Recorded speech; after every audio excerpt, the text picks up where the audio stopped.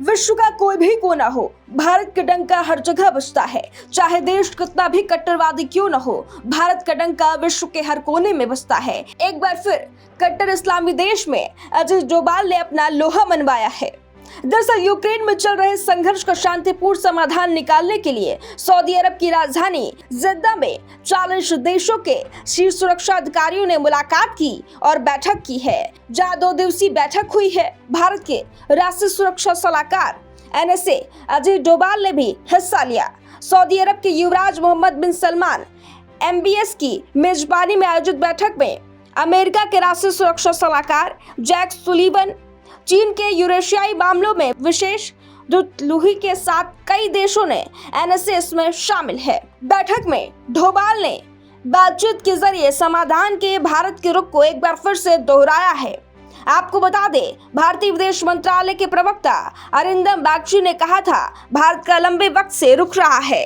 बातचीत और कूटनीति ही यूक्रेन संकट को हल करने का रास्ता है और इसके अनुरूप भारत सम्मेलन में हिस्सा ले रहा है। रिपोर्ट्स की माने तो भारत की सुरक्षा सलाहकार डोभाल ने कहा, भारत ने संघर्ष की शुरुआत से ही शीर्ष स्तर पर रूस और यूक्रेन दोनों के साथ नियमित रूप से बातचीत की है।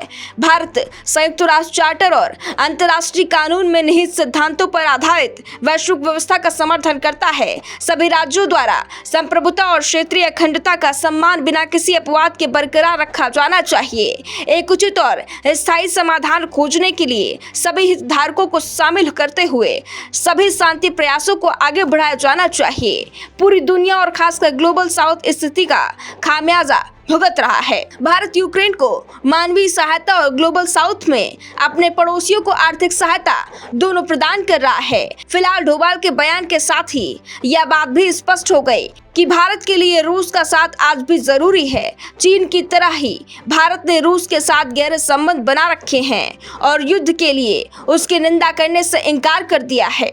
युद्ध में करीब 1.5 साल बाद भी किसी भी बड़े मंच से भारत की तरफ से रूस की आलोचना नहीं की गई है। जिद्दा की मीटिंग जून में कोपेनहेगन में हुई वार्ता के बाद हुई है। यह एक अनौपचारिक वार्ता थी और इसका कोई भी आधिकारिक बयान नहीं आया। आधिकारिक सऊदी प्रेस एजेंसी की तरफ से बताया गया कि मीटिंग सऊदी अरब ने एक समाधान तक पहुंचने में योगदान देने के लिए कोशिशों की बात कही है, जिसके परिणाम स्वरूप स्थायी शांति कायम हो सकेगी। यूक्रेन और रूस के युद्ध को 500 से ज्यादा का दिन बीत चुका है। दोनों को एक दूसरे का जानी दुश्मन कहा जाता है। जंग का सबसे बड़ा खामियाजा आम नागरिकों ने ही भुगता है। युद्ध का अंत होता नजर नहीं आ रहा है।